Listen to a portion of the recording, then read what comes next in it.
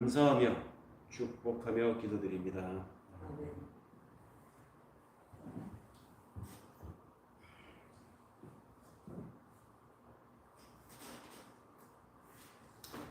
두렵기에 더욱 믿음으로 오늘 말씀의 제목입니다.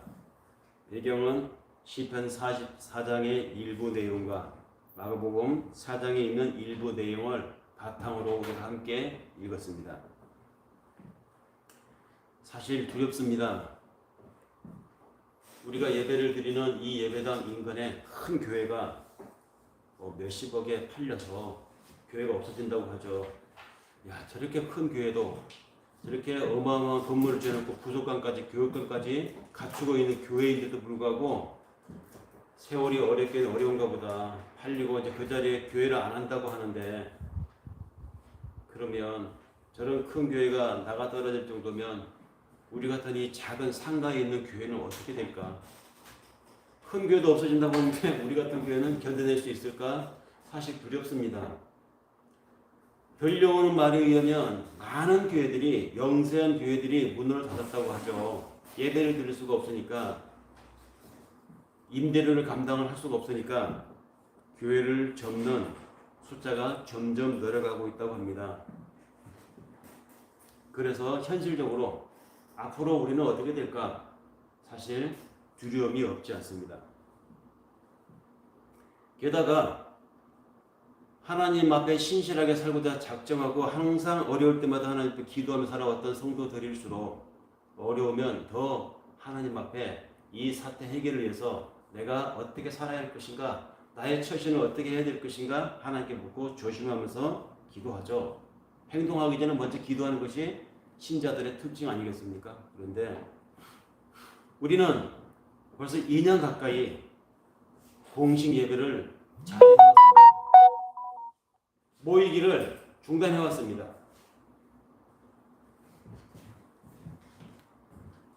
그래서 제대로 된 모임을 갖지 못하고 제대로 된 예배를 드리지 못한 지가 벌써 2년 가까이 돼가고 있는데, 그럼에도 불구하고 기도하고 속히 이 사태가 가라앉기를 바라면서 하나님 앞에 앙망해왔는데, 왜 항상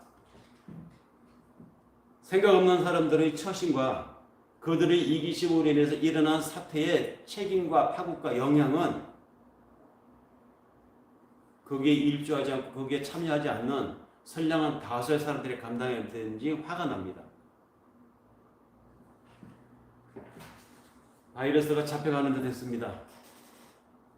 600명 했던 것이 400명 줄어들고, 400명 했던 것이 300명, 200명, 드디어 이제 조만간에 두 자리 숫자로 줄어들게 되면 이제 어느 정도 안정기에 접어들었구나.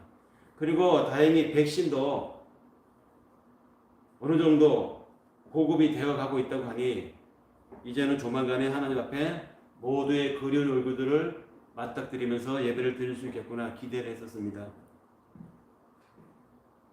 그런데 생각 없는 일부 사람들의 유흥점 출입과 개념 없는 사람들의 그 참지 못함에서 일어난 델타 변이의 급속한 확산으로 지금 다시 1000명을 넘어서 1200명, 1500명, 어떤 의사는 그렇게도 얘기하더군요. 이대로 간다면 조만간에 몇 달 안에 서울에 수만 명이 생길 수도 있다고, 확진자가. 하루에. 그것도 무서운 이야기입니다.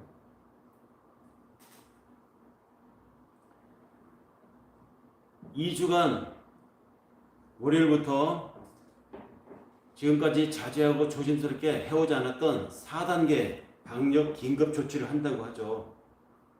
굉장히 심각한 단계라는 이야기입니다. 정말 2주만 견디면 정상으로 돌아올까요? 그것도 장담할 수가 없습니다. 왜 우리는 안 만나고 안 먹고 안 모이고 참고 고통을 감수하면서 살았는데 왜 자꾸 이런 일이 일부 몰지각한 사람들에 의해서 파생되어지고 확장되면 이 고통을 우리가 감당해야 되냐? 화가 납니다. 그리고 불안합니다. 그래서 오늘 두렵다. 그래서 오늘 더욱 믿음을 찾아야 된다. 이런 취지의 말씀을 준비하면서 시편 44장의 말씀과 마가복음 4장의 말씀을 바탕으로 하나님의 말씀을 전합니다. 갈릴리 바다에서 폭풍우를 잔잔케 하신 예수님의 사건이 오늘 마가복음 이야기의 전후 배경입니다. 하루 종일 사람들을 가르치신 예수님은 피곤했습니다. 좀 쉬고 싶었습니다. 그래서 배를 띄워서 갈릴리 바다 건너편 쪽으로 가고자 하셨던 것이죠. 사람들 무리로부터 좀 벗어나서 안식을 취해야 또 충전이 되어야 다시 사람들을 가르칠 수 있기 때문에 예수님은 쉬고 싶어서 배를 띄워 건너편 갈릴리 땅으로 가려고 했던 것입니다. 그 배 안에는 예수님의 마음을 놓을 만한 사람이 4명이 있었습니다. 적어도 이들이라면 이 갈릴리 바다를 잘 알 수 있는 사람이었기 때문에 예수님은 마음 놓고 그 배 안에서 깊은 잠에 푹 빠져 있었습니다. 그 배에는 예수님 외에 베드로와 그의 형제 안드레 그리고 야고보와 그의 형제 요한 이 4명의 제자가 함께 동성에 있었습니다. 이 4명의 제자는 바로 그 갈릴리 바다에서 고기를 잡고 살았던 예수님 따르기 직전까지 어부 생활을 했던 사람들이었습니다. 그런데 그들이 배를 띄워서 갈릴리 건너편 바다로 항해하고자 하는 한가운데 좀 이르렀을 때에 그 바다 호수 한가운데 이르렀을 때 큰 광풍이 일어났다고 합니다. 얼마나 광풍이 심했는지 배에 물이 막 들이칩니다. 그리고 그 광풍 파도에 배가 흔들리고 침몰 위기를 맞게 됩니다. 갈릴리 이 바다는 말이 바다지 사실은 호수입니다. 얼마나 큰 호수였는지 그래서 바다라고 그들이 명하였던 것이죠. 이 갈릴리 바다 호수는 해수면보다 180m나 더 낮은 곳에 위치해 있고 이 호수 바다를 둘러싼 주변은 고원과 협곡으로 둘러싸여 있기 때문에 이와 같이 졸제 갑작스러운 큰 광풍이 수시로 일어나는 곳이었습니다. 예수님이 제자들을 믿고 그 배에서 주무시고 계실 때 마침 이 광풍이 그것도 어마어마하게 큰 광풍이 불어닥쳤던 것입니다. 제자들은 그 갈릴리 바다에서 배가 불고 있던 어부 출신임에도 불구하고 얼마나 큰 광풍이었는지 어찌할 바를 몰라 했습니다. 당황했습니다. 할 수 있는 것이 그들로서는 아무것도 없었습니다. 근데 그 와중에 예수님은 주무시고 계셨다고, 그것도 그냥 선잠을 주무신 게 아니라 고온히 깊이 주무시고 계셨다고 합니다. 함께 읽은 마가복음에 의하면 여기에는 예수님께서 아예 베개까지 대고 주무셨다고 소개하고 있습니다. 그렇겠죠. 얼마나 피곤하셨겠습니까? 종일 사람들을 가르치느라고 얼마나 힘드셨겠어요. 예수님이 그렇게 깊게 잠들어 있었던 것은 2가지가 이유가 있었습니다. 하나는 그 바다 어부 출신들인 제자들이 4명이나 있었기 때문에 믿고 주무셨던 것이죠. 또 하나는 내가 저 육지에 있을 때 사람들을 가르칠 때 함께 하셨던 하나님, 그 하나님이 내가 이 바다 한가운데 있어도 그 하나님은 함께 하신다는 하나님에 대한 믿음이 있었기 때문입니다. 즉 사람에 대한 신뢰와 하나님에 대한 신뢰가 있었기 때문에 예수님은 그 배에서 편안하게 태평스럽게 주무실 수 있었습니다. 이렇게 고난잠에 빠져 주무시는 예수님의 태도와 눈앞에 불어닥친 광풍 앞에 얼찌할 줄 몰라서 항망해하는 제자들의 이 다급함이 너무 대조가 되죠. 제자들은 주무시는 예수를 흔들면서 깨웁니다. 그리고 절규합니다. 선생님, 우리가 지금 죽게 되었는데, 아니 주무시다니요. 우리가 지금 죽게 되었다고요. 배가 지금 물에 침몰되게 생겼다고요. 우리를 좀 어떻게 구해주십시오. 자기들은 죽게 생겼는데 지금 태평스럽게 잠을 자고 있느냐는 예수님을 향한 비난이었습니다. 비난이 서린 탄원과 같았습니다. 이 비난서린 탄원, 이 제자들의 이 자세는, 이 절규는 실은 제가 설교 초두에 두렵습니다. 힘듭니다. 아니 다 참아왔는데 이제 끝이 온 것 같은데 다시 지금부터 또 얼마나 기다리란 말입니까? 너무하십니다. 하나님 앞에 탄원했던 절규와 같다는 것이죠. 저만 그렇겠습니까? 살면서 위기가 닥치면 하나님 앞에 이런 비난서린 절규를 하는 것이 바로 우리들입니다. 거친 바다의 이 항해와 같은 이 인생에서 우리는 큰 광풍을 자주 만납니다. 삶의 위기를 만날 때마다 우리는 하나님이 정말 계신다면 이럴 수 있는가? 하나님이 계신지 안 계신지 이것을 의심을 하면서 하나님 내가 죽게 되었다고요. 내가 지금 이 지경이 되었는데 아무렇지도 않단 말입니까? 라고 하나님 앞에 하소연합니다. 하나님을 흔들어 깨우는 것이죠. 하나님이 내 고통에 침묵하는 것 같아서 두렵고 하나님이 지금까지 성실하게 당신만 믿고 살아온 나의 삶에 더 어려움을 주는 것 같아서 배신감을 느끼기도 하고요. 여기 마가복음에 소개된 제자들의 자세처럼 하나님을 흔들어 깨우며 하나님 어찌 보고만 있느냐고 비난 어린 절규를 우리는 하곤 합니다. 우리만이겠습니까? 성경을 기록한 성경 기록자들의 심정도 그들도 인간이기 때문에 마찬가지일 것입니다. 특히 시편 기자들의 끊임없는 하나님을 향한 질문의 말들은 우리가 함께 앞에서 읽은 시편 44장의 내용처럼 내 고통이 이렇게 질박하고 내가 지금 이렇게 어려움에 서 있고 그래서 내가 이렇게 불안한데 어찌 하나님은 나의 이 상황을 보고만 계시냐고 하나님을 향해서 비난 어린 절규를 하는 내용이 시편 44장 23절에서 26절의 내용입니다. 거기뿐만이 아닙니다. 시편 10장 1절에 보면 거기도 비슷한 내용이 언급됩니다. 여호와여 어찌하여 멀리 서서 멀뚱멀뚱 계시며 어찌하여 환난 때에 당신의 얼굴을 나에게서 숨기시나이까. 시편 기자만이 아닙니다. 아무 이유 없이 성실하게 신실하게 살아온 자기 인생에 재난이 닥치고 겹재난이 닥치고 아들들이 죽고 와이프까지 자기를 저주하면서 떠나버린 자신의 인생 앞에서 욥도 하나님 앞에 막 따집니다. 욥기 13장 23절에 보면 주께서 어찌하여 얼굴을 가리시고 어찌 나를 주의 원수로 여기시나이까 라고 하나님 안에서 막 항변을 하는 내용이 나옵니다. 그뿐만이 아닙니다.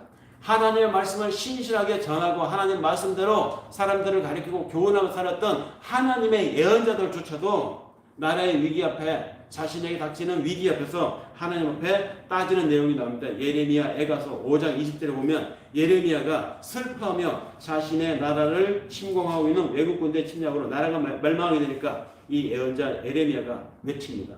주께서 어찌하여 우리를 영원히 잊으시오며 우리를 이같이 오랫동안 방치해 두시나이까. 탄식을 하는 것이죠. 성경 속에는 이렇듯 어찌하여 하나님께서 우리의 이 당면한 위기를 어찌하여 오늘 우리 이 한국 교회 사회를 어찌하여 우리 믿음의 사람들이 살아가는 이 시대에 당면한 이 코로나 델타 변이의 이 사태를 또 보고만 계십니까? 따집니다. 절규합니다. 지금 광풍 앞에서 갈릴리 바다 한가운데서 주님 우리가 지금 죽게 되었습니다. 흔들어 깨우는 제자들의 자세가 그들의 심정이 어쩌면 오늘 우리 사회를 엄습하고 있는 이 사태와 다를 바 없다는 것입니다. 제자들이 그렇게 예수를 흔들어 깨웠더니 제자들의 흔들매 잠에서 고난잠에서 깨신 예수께서 어떻게 하셨습니까?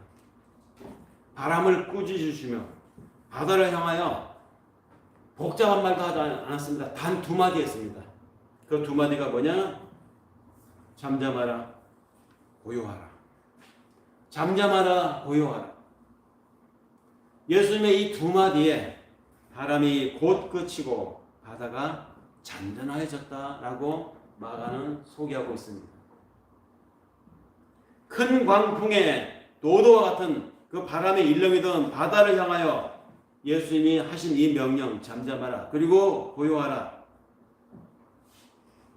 이 언급에 그 갈릴리 바다가 잠잠했음은 이 예수님이 하나님이었음을 이 예수님이 모든 사물을 모든 사태를 모든 역사를 우리 앞에 놓인 모든 문제의 해결자여 통제자여 컨트롤러임을 암시해주는 장면입니다. 실로 예수님은 귀신 들린 사람을 고칠 때에도 같은 말씀을 하셨죠. 그 귀신 들린 사람 속에 들어있는 그 귀신을 향해서 예수님이 하신 말씀이 뭡니까? 그 귀신을 꾸짖어 말씀하시되 잠잠하고 그 사람에게서 나오라. 마가복음 1장 25절에 언급되어 있습니다. 잠잠하고 그 사람에게서 나오라. 네, 예수님은 다 할 수 있는 분입니다. 하나님의 모든 사태를 움직이시는 분이고 하나님의 모든 역사를 당신의 손안에서 운영하고 계시기 때문에 우리는 이런 일이 우리 앞에 벌어지면 우리를 포함한 모든 이 사람이라고 하는 존재는 예수님의 말 한마디 고용하라 잠잠하라 그러니까 바다가 순식간에 잠잠해졌단 말이죠.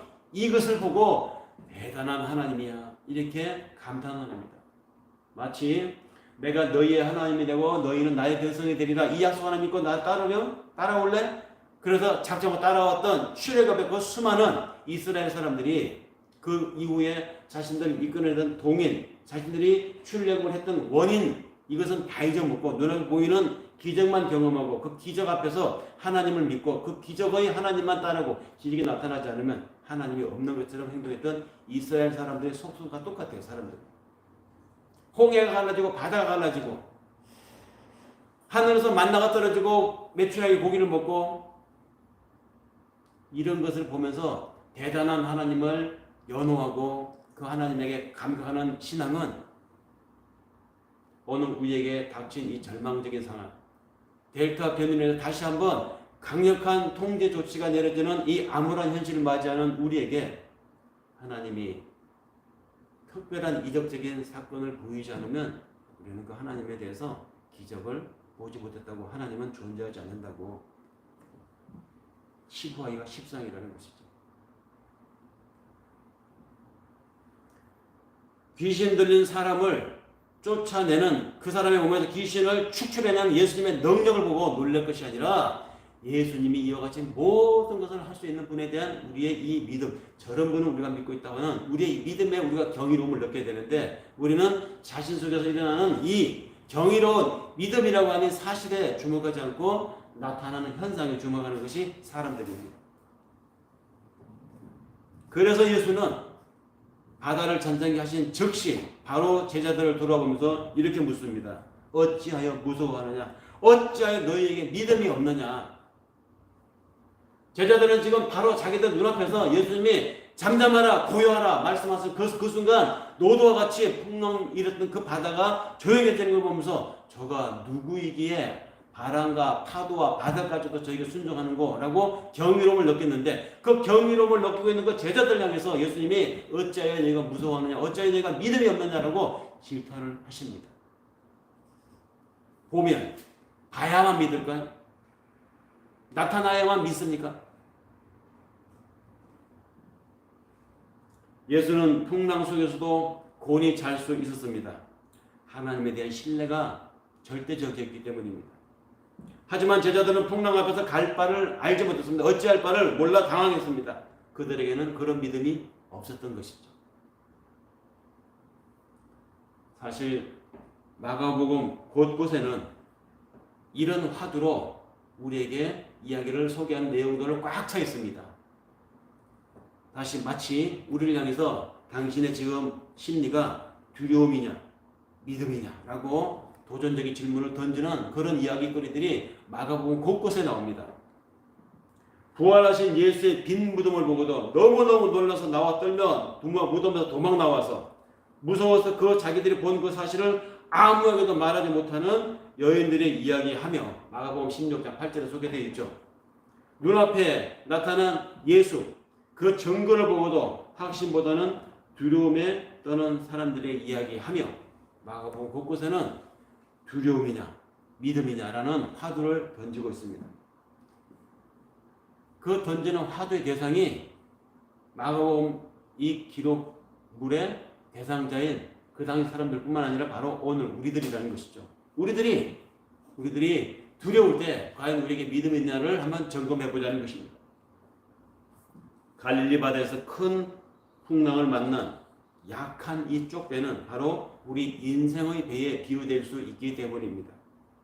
항해라고 하는 것이 그렇죠. 늘 위험합니다. 바다에 노출되어 있는 거 아닙니까? 그리고 그 바다에 떠 있는 쪽배는 어떻습니까? 아차하면 부서지기 쉬운 존재입니다.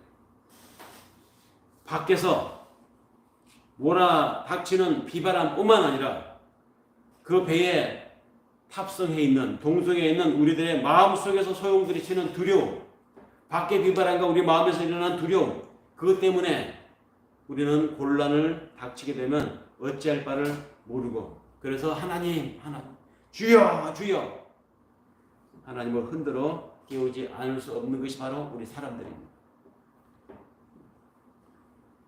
사실 산후라면 우리가 살아가는 이 인생에는, 이 세상에는 정말 무서운 것들이 많습니다. 고독이라고 하는 것에 대해서 사람들이 무서워합니다. 고통이라고 하는 것을 얼마나 무서워합니까? 허무함에 대해서도 무서워하고 무의미함에 대해서도 불안해하고 중독에 대해서, 시련에 대해서, 실직에 대해서, 실패에 대해서, 거부당할 것에 대해서, 비난에 대해서, 배신에 대해서, 이별에 대해서, 질병에 대해서, 급기야는 죽음이라는 것에 대해서 얼마나 많은 것들이 우리를 무섭게 합니까? 이런 많은 것들이 우리가 살아가면서 당면해야 될 것이고 경험해야 될 것이고 맞닥뜨릴 것들입니다. 하나같이 다 우리 인생을 두려움으로 빠뜨리는 것들입니다. 주님은 우리에게 말씀하셨습니다. 세상에 두려울 것은 하나도 없다, 이렇게 말씀하지 않습니다. 얼마나 두려울 게 많은데요. 주님도 두려울 것이 많음을 인정합니다. 다만 주님은 이렇게 말씀하십니다. 그러나 무서워하지 말라. 무서울 것이 많지만 그러나 무서워하지 말라. 어찌하여 무서워하느냐? 어찌하여 아직도 너에게 믿음이 없느냐? 이렇게 제자들을 향해서 힐난하신 주님의 이 질문 속에는 두려움과 믿음이 굉장히 깊숙한 상관관계가 있음을 예시해 주는 것이죠. 믿음은 하나님에 대한 신뢰라고 앞서 말씀드렸습니다. 제자들이 두려워하고 공포에 떨었던 이유는 바로 하나님에 대한 신뢰가 결여되어 있었기 때문입니다. 그러므로 제자들에게 던진 예수님의 질문은 이런 질문이죠. 하나님이 너희 눈앞에 있는 저 광풍보다, 너희를 삼키듯이 저 솟아오르는 저 파도보다 더 강한 분임을 너희가 믿지 못하느냐, 이런 질문입니다. 하나님께서 이 땅 온 세상을 통치하시는 분임을 너희가 믿지 못하느냐라는 질문입니다. 그 하나님이 언제나 너희와 함께 하신다는 그 약속에 대해서 너희가 과연 정말 믿음이 있기는 있는 것이냐, 이 질문이죠.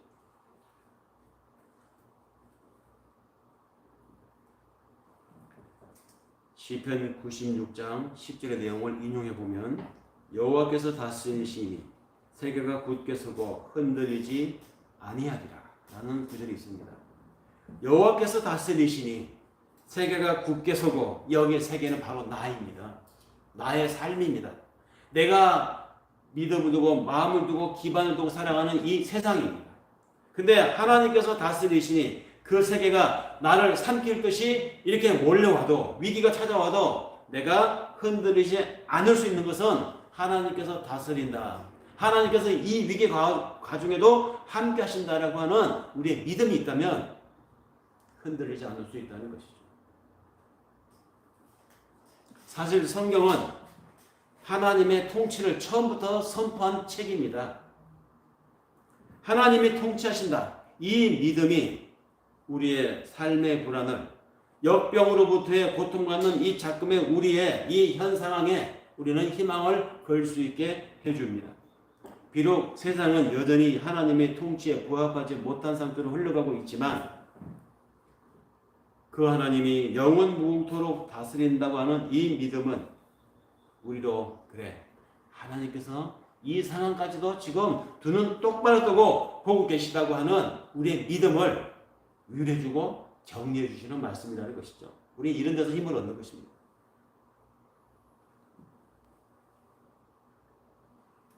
기독교가 말하는 신앙이라고 하는 것은 이 하나님이 이 세상 끝날까지, 나의 생애가 끝나는 날까지, 어쩌면 이 지구의 종말이 오는 그날까지, 개인적인 내 생이 끝나는 날까지는 물론이고 역사의 종말이 끝나는 그 어느 때까지 함께 하신다는 이 신뢰, 이것이 바로 기독교의 믿음이라는 것입니다. 큰 광풍이 잠잠게 되면 그 배 안에 예수 하나님이 함께 하셨기 때문입니다. 사실 성경은 처음부터 끝까지 이 얘기를 하고 있습니다. 두려워하지 마라. 내가 너와 함께 함이니라.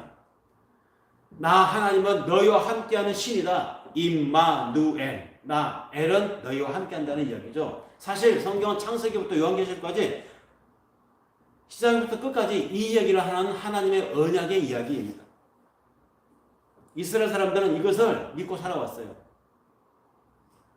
그래서 스스로 우리는 하나님 백성이라고 그들 스스로 위로를 받곤 했습니다. 볼까요? 그들이 이런 하나님 믿고 살아왔기 때문에 예언자들이 이런 하나님에 대한 믿음에서 백성들이 어긋나면 예언자들은 하나같이 한결같이 한 얘기가 어떤 얘기였습니까? 하나님께로 돌아오세요. 하나님이 여러분과 함께 하십니다. 여러분들이 이 위기를 자초한 것은 여러분들이 하나님을 떠났기 때문입니다. 하나님은 우리와 함께 하십니다. 이 얘기를 계속했습니다.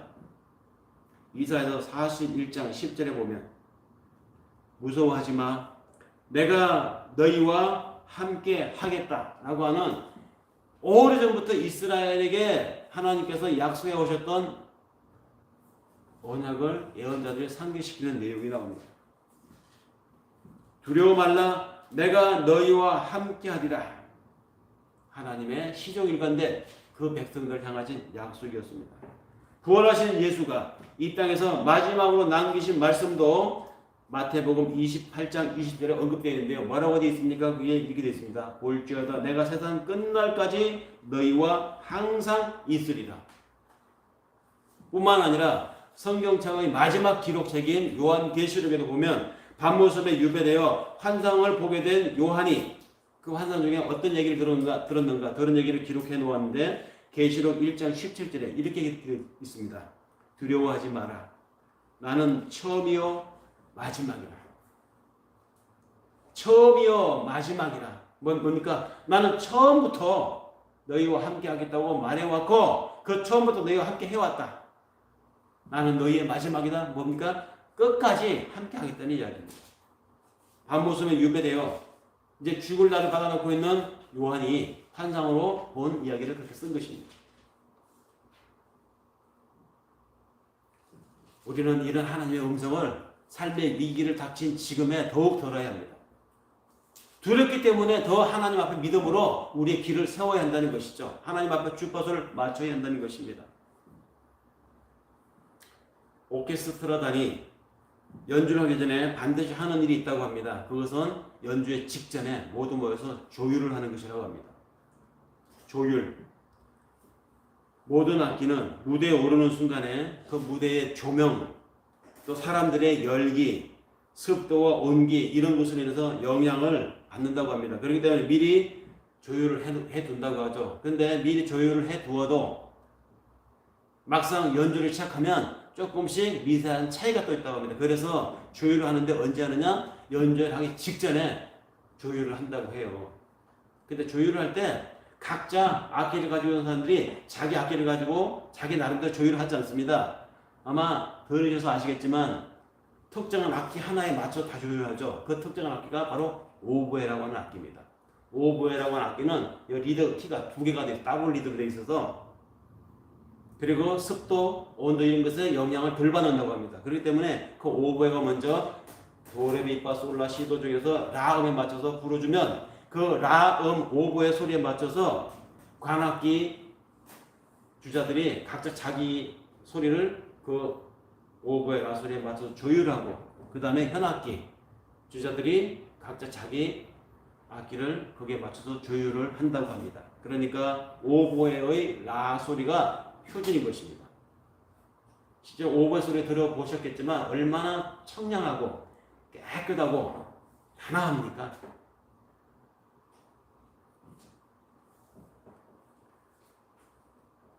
그 안정적이고 고요하고 잠잠하기에 가까운 그 오보의 라 소리가 오늘 이 혼란스럽고 우리 삶을 흔드는 이 암흑과 같은 이 시대에 우리를 향하신 하나님의 조율의 기준음으로 우리에게 들려야 한다는 것이죠. 우리 그런 소리를 들어야 한다는 것입니다. 두려움과 염려는 믿음이 없거나 또는 믿음이 적다는 표시입니다. 길고 긴 전염병 기간에서 우리가 지쳤겠지만 그래서 내일에 대한 불안이 증폭이 되고 앞으로 어떻게 될 것인가 두려움이 더욱더 날로 커져가겠지만 그런 속에 휩싸인 우리를 향해서 하나님께서 물으십니다. 너희 믿음이 어디 있느냐? 믿음은 하나님께서 함께 하심을 믿는다고 아까 말씀드렸습니다. 그렇다면 오늘 우리를 엄습하고 있는 이 두려움, 이것을 이기는 길은 우리가 하나님 향한 믿음의 길을 여는 것이죠. 하나님에 대한 신뢰가 있어 예수는 깨어있을 때 깨어있었고 잠잘 때 잠을 잘 수 있었습니다. 그러나 하나님에 대한 이 믿음이 결여되어 있던 제자들은 어떻습니까? 예수가 나와 함께 한시라도 깨어서 기도할 수 없더냐라고 깨어있기를 바랄 때는 그 겟세마네 동산에서 예수가 땀방울이 피가 되도록 기도할 때 그들은 잤습니다. 반면에 하나님을 믿는 예수는 잠을 잘 때 그 갈릴리 바다에서 푹 주무시고 계셨지만 오히려 깨어 있어야 할 때는 깨어 있지 못하고 잠을 자야 할 때는 잠을 자지 못하고 우왕좌왕하는 이 제자들의 인생을 보면서 믿음이 부족한 오늘 우리 현실을 돌아봅니다. 갈릴리 바다에서는 우왕좌왕하고 깨어 있어야 할 그 겟세마네 동산에는 푹푹 잠을 자고 있었던 이런 인생들이 오늘 우리들의 삶이라고 하면 하나님은 다시 우리에게 묻습니다. 너의 믿음이 어디에 있느냐? 마음과 삶이 소란하면 하나님의 음성이 들리지 않습니다. 삶의 소음이 그 하나님의 음성을 듣는 것에 방해를 하기 때문입니다. 지금은 잡음과 씨름할 때가 아니라 주파수를 하나님의 음성, 오보에 같은 라 음성에 맞춰야 될 때입니다. 두려울 때 더욱 그래야 하고 외로울 때 더욱 그래야 하며 흔들릴 때 그래야 하고 삶이 막막하다고 느껴질 때 모든 것이 혼란스러울 때 더더욱 우리의 귀를 기울여서 나음으로 잔잔하고 단아하게 우리 마음에 들려주시는 하나님의 음성을 들을 수 있는 한 주간이 되기를 바라면서 이 말씀을 전합니다. 기도하겠습니다. 사랑의 아버지 하나님,